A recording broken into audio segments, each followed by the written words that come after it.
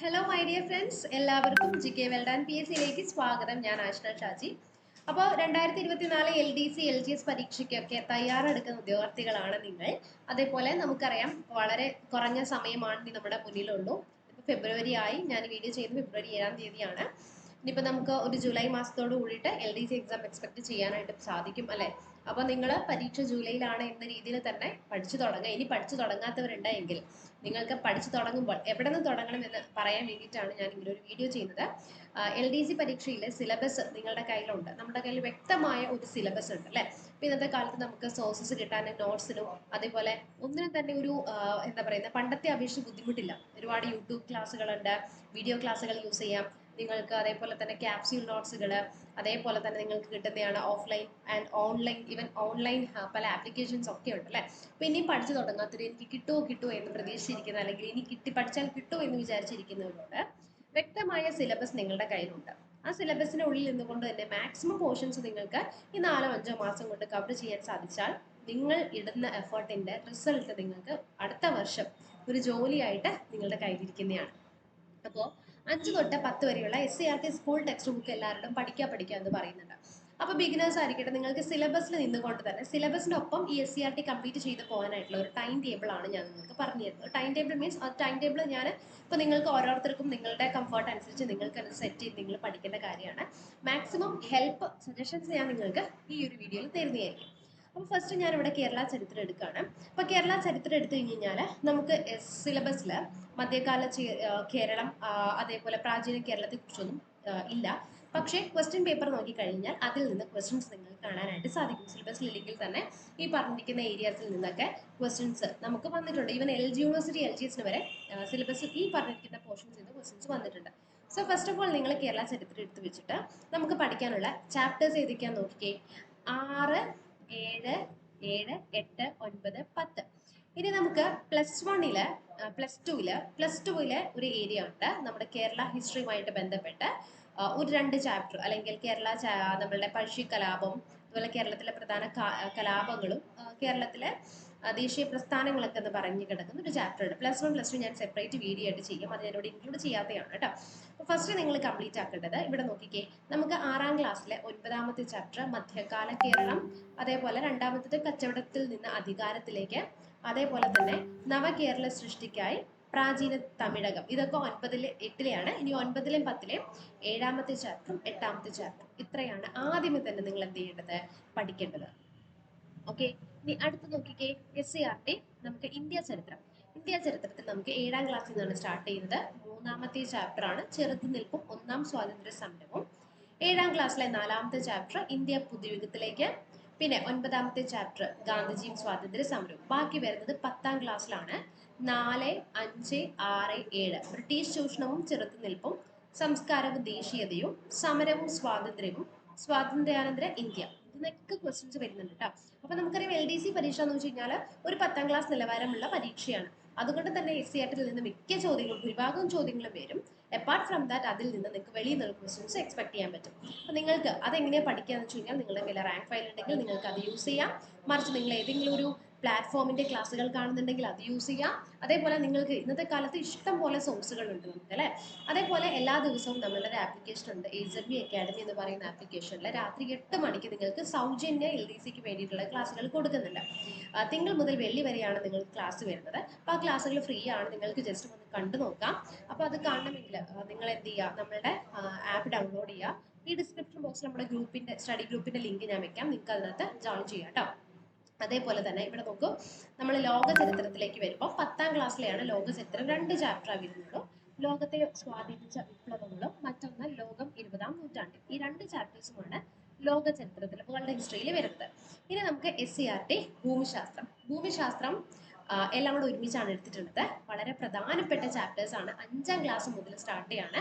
5 മുതൽ 10 വരെയുള്ള ചാപ്റ്റേഴ്സ് ആണ് ഞാൻ ഇവിടെ കൊടുത്തിരിക്കുന്നത്. 5ാം ക്ലാസ്സിലെ 6ാമത്തെ ചാപ്റ്റർ ആണ് വൻകരകളും സമുദ്രങ്ങളും. 6ാം ക്ലാസ്സിലെ 5ാമത്തെ ചാപ്റ്റർ ഭൂമി കഥവും കാര്യവും. ഭൂമിയും ജീവലോകവും 7ാമത്തെ സ്റ്റാൻഡേർഡിലെ 7ാമത്തെ ചാപ്റ്റർ. 8ാം ക്ലാസ്സിലെ 12ാമത്തെ ചാപ്റ്റർ ഭൗമ രഹസ്യങ്ങൾ ചേരി 7-ലെയാണ്. 7-ലെയും 8-ലെയും കൂടെ കൂടിയിട്ടാണ് ഇവിടെ കാണിച്ചിരിക്കുന്നത്. അതേപോലെ 9ാം ക്ലാസ്സിലെ 1ാമത്തെ ചാപ്റ്റർ സർവവും സൂര്യനാൽ. രണ്ടാമത്തെ ചാപ്റ്റർ കാലത്തിന്റെ കയ്യൊപ്പുകൾ. നാലാമത്തെ ചാപ്റ്റർ 9ാം ക്ലാസ്സിലെ പ്രകൃതിയുടെ കൈകളാൽ സമുദ്രവും മനുഷ്യനും കാറ്റിന്റെ ഉറവിടം തേടി ഭൂതല വിശകലനം ഭൂപടങ്ങളിലൂടെ ആകാശ കണ്ണുകളും അറിവിന്റെ വിശകലനവും. ഇതിനൊക്കെ PSC റിപ്പീറ്റ് അടിച്ച് ഏറ്റവും കൂടുതൽ ക്വസ്റ്റ്യൻസ് ചോദിക്കുന്ന ഒരു ഏരിയ ആണ് കേട്ടോ. ഇനി അതേപോലെ തന്നെ ഇന്ത്യൻ ഭൂമിശാസ്ത്രം നമുക്ക് SCERT 5, 8, 10. 11ാമത്തെ ചാപ്റ്റർ, 13ാമത്തെ ചാപ്റ്റർ, 7ാമത്തെ ചാപ്റ്റർ, 8ാമത്തെ ചാപ്റ്റർ. ചാപ്റ്ററിന്റെ പേരെല്ലാം ഞാൻ ഇവിടെ കൊടുത്തിട്ടുണ്ട്. ഇനി കേരള ചരിത്രം നമുക്ക് വരുന്നത്. കേരള ചരിത്രം ഇവിടെ നമ്മുടെ പ്രാചീന കേരളത്തിന്റെ തന്നെ സെപ്പറേറ്റ് കൊടുത്തിട്ടുണ്ടായിരുന്നേ. ഇനി അതിന്റെ കൂടെ തന്നെ ഇവിടെ നോക്കി 5ാം ക്ലാസ്സിലെ കേരള ചരിത്രമല്ല, ക്ഷമിക്കുക, കേരള ഭൂമിശാസ്ത്രം കേട്ടോ. കേരള ഭൂമിശാസ്ത്രമാണ്.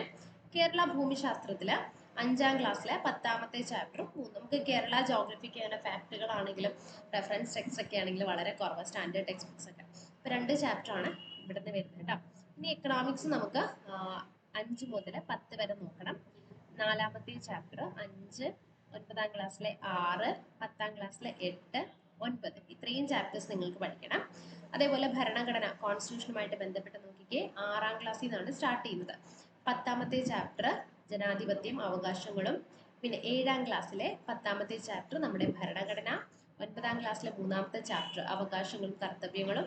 9ാം ക്ലാസ്സിലെ തിരഞ്ഞെടുപ്പും ജനാധിപത്യവും. അതേപോലെ 9 ജനങ്ങൾ ജനങ്ങൾക്ക് വേണ്ടി കോൺസ്റ്റിറ്റ്യൂഷൻ ആണ് കേട്ടോ. ഇനി അതേപോലെ കമ്പ്യൂട്ടർ 6ാം ക്ലാസ്സിൽ നിന്നാണ് തുടങ്ങുന്നത്. 6ാം ക്ലാസ് മുതൽ നമ്മുടെ സിലബസ് ബേസ് ചെയ്തിട്ടാണ് കേട്ടോ ഞാൻ ഇത് ഈ പറഞ്ഞിരിക്കുന്ന സാധനം പ്രിപ്പയർ ചെയ്തിരിക്കുന്ന സിലബസ് എടുത്ത് വെച്ചിട്ട് ആ സിലബസിന്റെ തന്നെ SCERT ചാപ്റ്റേഴ്സ് ആണ് ഞാൻ ഇവിടെ കൊടുത്തിരിക്കുന്നത്.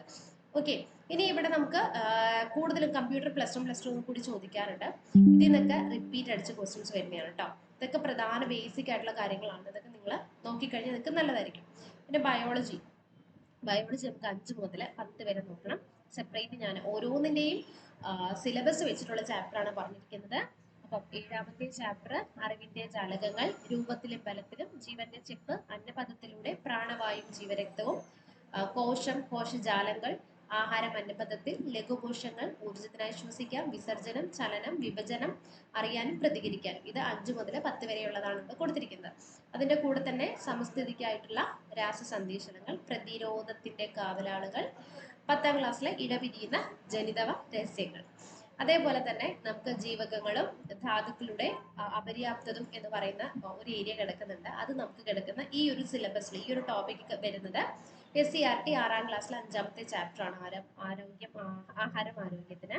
അതേപോലെ രോഗങ്ങളും രോഗകാര്യങ്ങളും 5ലും 10ലും വരുന്നുണ്ട് കേട്ടോ. 8ാമത്തെ ചാപ്റ്ററും 4ാമത്തെ ചാപ്റ്ററുമാണ്. ജീവിതശൈലി രോഗങ്ങൾ നമുക്ക് 10ാം ക്ലാസ്സിലെ 4ാമത്തെ ചാപ്റ്റർ നോക്കിക്കഴിഞ്ഞാൽ കാണാൻ പറ്റും. പരിസ്ഥിതിയും പരിസ്ഥിതി പ്രശ്നങ്ങളും, വൈവിധ്യം നിലനിൽപ്പിന്, ഭൂമിയുടെ പുതപ്പ്, ഭൂമിയുടെ ജലം, ഇത്രയാണ് വരുന്നത്. ഇനി ഫിസിക്സിൽ നമുക്ക് പഠിക്കാനുള്ളത് പദാർത്ഥങ്ങളും ദ്രവ്യങ്ങളും അളവുകളും യൂണിറ്റും, ഏറ്റവും ബേസിക് ആയിട്ട് തന്നിരിക്കുന്നത്.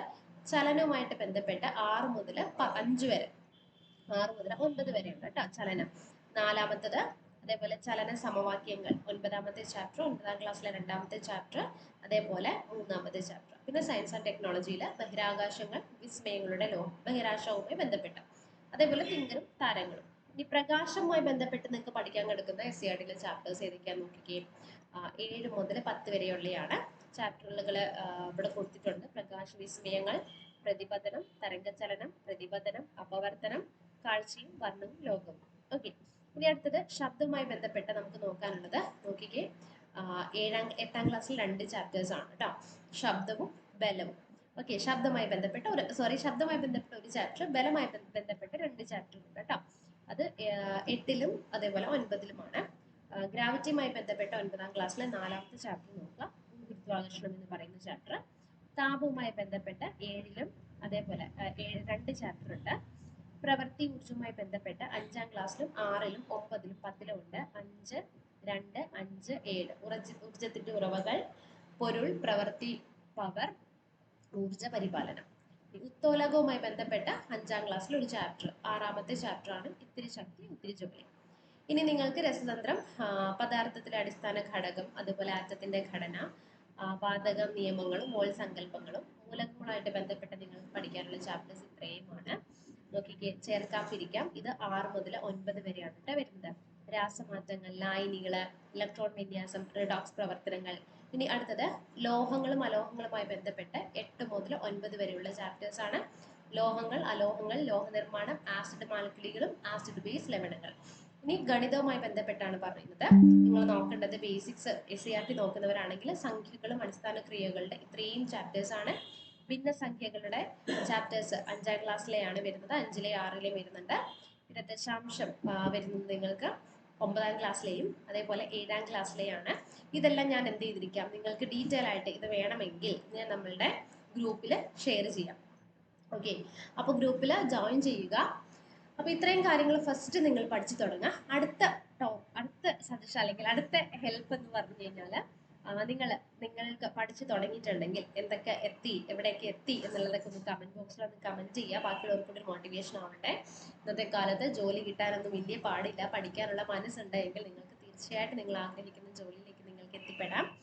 അപ്പോൾ അടുത്ത വീഡിയോയിൽ വീണ്ടും കാണാം. Children bye and thank U.